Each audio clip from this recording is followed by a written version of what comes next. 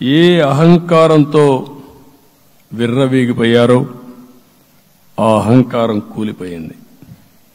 ఎన్నోసార్లు మనం చెప్పాం, ఏ వ్యక్తికి పదవొస్తే వినయం కూడా అవసరం. పదవొచ్చిందని విర్రవీగిపోయి రేపనేది లేకుండా ఉంటుందనుకుంటే మాత్రం ఇదే జరిగే పరిస్థితి వస్తుంది. అయితే మీ అందరినీ నేను కోరేది ఒకటే, ఇవన్నీ ఒక కేస్ స్టడీగా మీరందరం స్టడీ చేసుకోవాల్సిన అవసరం ఉంది. ప్రజలు బూతులు మాట్లాడే నేతల్ని, అరాచక శక్తుల్ని, అవినీతి పరుల్ని చూశారు. పాలకులంటే ఎలా ఉండాలో చూశారు. ఈ 5 సంవత్సరాల్లో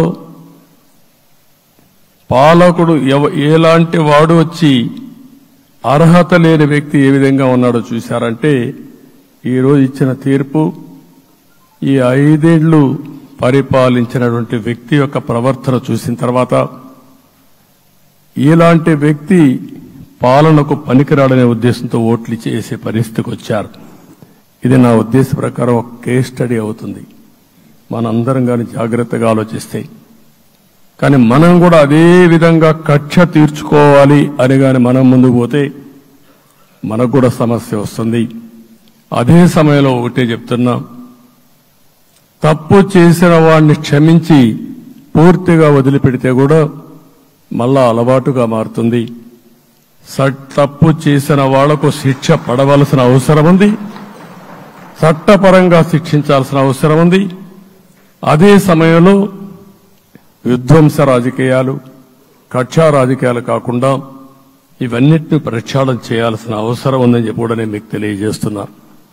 ఇంకొక పక్క 5 ఏళ్లలో ఎన్నో సంవత్సరాలు చూశాను కానీ కార్యకర్తలపైన దాడులు, హింసా రాజకీయాలు, అక్రమ కేసులు, వేధింపులు, కడాన సోషల్ యాక్టివిస్టులు కూడా ఇష్టానుసారంగా కేసులు పెట్టి హెరాస్ చేస్తే నిద్రపోకుండా వాళ్ళు కాపాడుకున్నాం.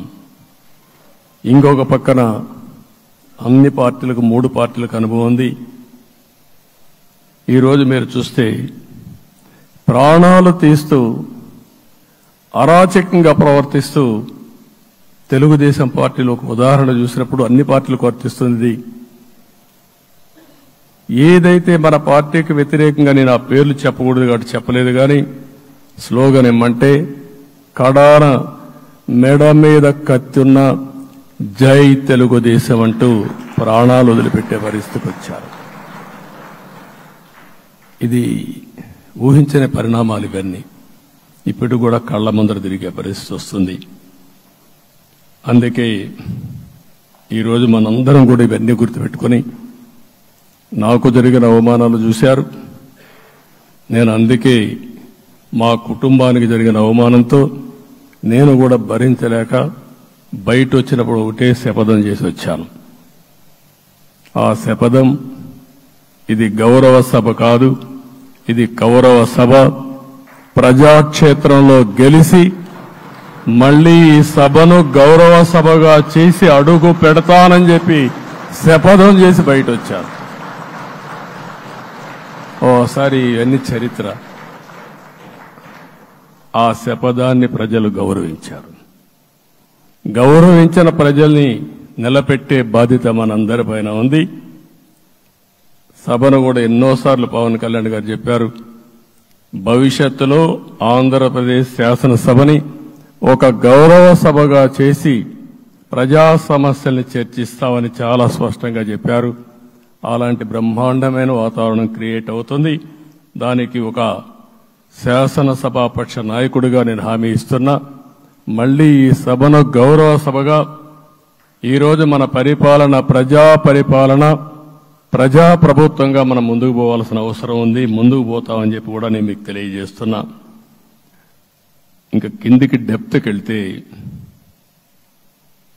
గవర్నమెంట్లో ఏముందో ఇప్పటికి తెలియదు, ఎంత అప్పు ఉందో తెలియదు, ఎక్కడెక్కడ తెచ్చారో తెలియదు. ఇవన్నీ కూడా డెప్త్కి వెళ్ళినప్పుడు ఎన్ని లక్షల కోట్ల అప్పు ఉంది, ఏదేది తాకట్టు పెట్టారు, ఆర్థిక వ్యవస్థ ఏ విధంగా చిన్నాభిన్నమైపోయింది, ఇవన్నీ కూడా అధ్యయనం చేసుకోవాల్సిన అవసరం ఉంది. ఇరిగేషన్ రంగాన్ని పూర్తిగా నిర్వీర్యం చేశారు. రాష్ట్రానికి అతి ముఖ్యమైన ప్రాజెక్టు పోలవరం. కేంద్రం క్లియర్గా పోలవరానికి సహకరించారు. నాకిప్పుడు కూడా జ్ఞాపకం ఉంది, 2014 కంటే ముందు నేను ముఖ్యమంత్రి అయ్యాను, ఎంపికయ్యాను, ఢిల్లీకి వెళ్ళాను. ఢిల్లీకి వెళ్ళినప్పుడు 7 మండలాలు తెలంగాణలో ఉన్నాయి. పోలవరం ముంపుకు గురి అయ్యే 7 మండలాలు తెలంగాణలో ఉన్నాయి. ఆ 7 మండలాలు అక్కడుంటే జూన్ 2వ తారీఖున నోటిఫికేషన్ వస్తే ఆ తర్వాత తెలంగాణ అనుమతి ఉంటే తప్ప, పునరావాసానికి ఒప్పుకుంటే తప్ప మనం పోలవరం కట్టే పరిస్థితి లేదు. ఆ రోజు రాజ్నాథ్ సింగ్ గారు పార్టీ అధ్యక్షుడు. అదే మాదిరిగా ఆ రోజు వెంకయ్య నాయుడు గారు కూడా యాక్టివ్గా ఉన్నారు. నేను ఒకటే కోరాను, ప్రజలు నన్ను ఎంపిక చేసుకున్నారు, ఇక్కడ మనం ఎన్డీఏ వచ్చింది, ఈ ప్రాజెక్టు పూర్తి కావాలంటే ఆ 7 మండలాలు ఆంధ్రప్రదేశ్ రాష్ట్రానికి ఇస్తే తప్ప పూర్తి కాదు.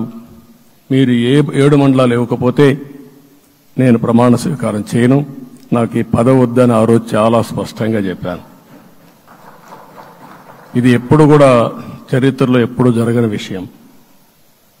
ఆ రోజు ప్రధానమంత్రి గారు నరేంద్ర మోడీ గారు ఇవన్నీ ఆలోచించి ఫస్ట్ కేబినెట్ మీటింగ్లో పెట్టి ఒక ఆర్డినెన్స్ ఇచ్చి ఆ 7 మండలాలు ఆంధ్రప్రదేశ్కి ఇచ్చి తర్వాత పార్లమెంట్ సమావేశాలు పెట్టుకున్నారంటే అది ఒక చరిత్ర.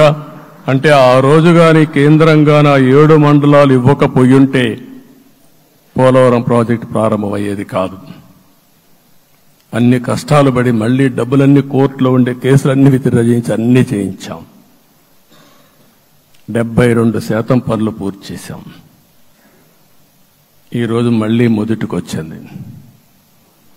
డయాఫామ్ వాల్ పూర్తిగా కొట్టుకోబోయే పరిస్థితికి వచ్చింది, డ్యామేజ్ అయ్యే పరిస్థితి వచ్చింది, ఎక్కడుందో తెలియని పరిస్థితి.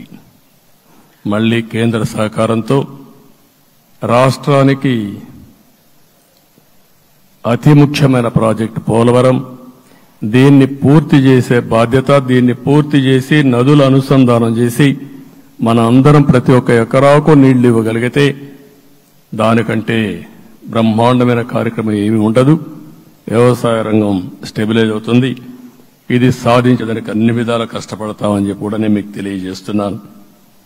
ఇంకొక పక్క వ్యవసాయ రంగం పూర్తిగా సంక్షోభంలో పడిపోయింది. రైతులు అప్పుల పాలయ్యారు. 5 ఏళ్లలో 9 సార్లు కరెంటు ఛార్జీలు పెంచారు. ఈ విధంగా ఇవన్నీ కూడా ఇంకొక పక్క మీరు చూస్తే అమరావతి 10 సంవత్సరాల తర్వాత మన రాజధాని ఏదంటే చెప్పుకోలేని పరిస్థితి. ఇప్పటికి కూడా మనకు గుర్తొచ్చేది ప్రజావేదిక విధ్వంసం.